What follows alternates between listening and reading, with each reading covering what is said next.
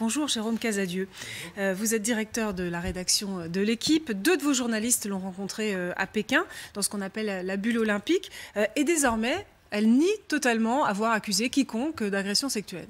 Alors, en effet, elle nie, elle revient sur ses déclarations qu'elle avait faites. Elle avait fait un post le 2 novembre 2021. Il faut savoir qu'elle elle s'était exprimée 3 fois depuis dans des médias, je dirais, qui étaient affiliés à la Chine, des médias officiels, où elle revenait sur sa déclaration. Évidemment, on n'est pas très surpris en fait qu'elle tienne ces propos-là, puisque cet entretien s'est fait dans un cadre où on était dans le siège du comité olympique chinois. La seule chose, c'était nous, voilà, l'intérêt de cet entretien, c'était de voir comment elle allait, de voir dans quel état physique, psychologique elle était, et de voir aussi si elle pouvait nous glisser quelques éléments pour comprendre en gros la situation dans laquelle elle est, qui est une situation très complexe. Et c'est ce qu'elle a fait entre les lignes ou pas? Ils l'ont trouvé comment, les journalistes? C'est-à-dire que quand ils l'ont vue, déjà, elle est arrivée à peu près à l'heure qui était prévue. Elle était seule ? Elle était accompagnée par un membre du comité olympique chinois. Il y avait une tierce personne également qui était là et qui parlait plutôt français pour voir éventuellement ce que nous pouvions lui dire. Elle a répondu à toutes les questions qu'on lui a posées, y compris celles qui n'étaient pas prévues, entre guillemets.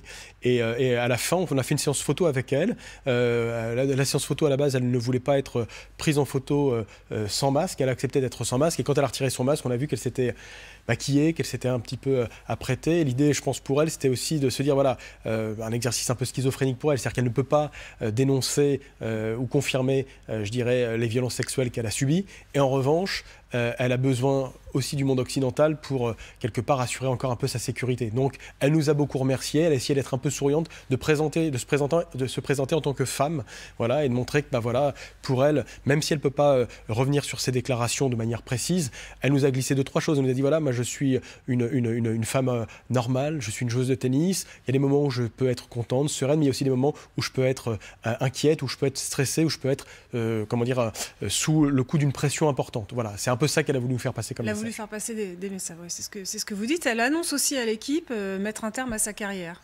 Oui, alors, après, c'est une joueuse qui a 36 ans, c'est une joueuse qui avait été opérée 2 fois du genou, donc pour le coup, et qui était plutôt une joueuse de double. Ce qui est certain, c'est qu'aujourd'hui, elle n'a pas quitté son pays depuis ses déclarations. On ne sait pas exactement ce qu'elle a pu, où est-ce qu'elle vit, est-ce qu'elle est dans une résidence surveillée ou des choses de cet ordre-là. Donc, quelque part, à la fois, l'argument physique qui est pour le coup réel, mais en même temps son impossibilité de voyage aujourd'hui fait qu'elle ne peut pas continuer sa carrière. Donc aujourd'hui, c'est, je pense, un crève-cœur pour elle, puisqu'elle le dit, moi je serai éternellement une joueuse de tennis. Ouais. Je pense que c'est quelque chose de sincère quand elle le dit. C'est un scoop quand même que vous avez décroché, un scoop mondial. Racontez-nous comment on fait pour décrocher ce que tous les autres médias du monde veulent. Alors d'abord, nous on a une quinzaine de personnes qui sont en reportage pour couvrir les Jeux Olympiques de Pékin.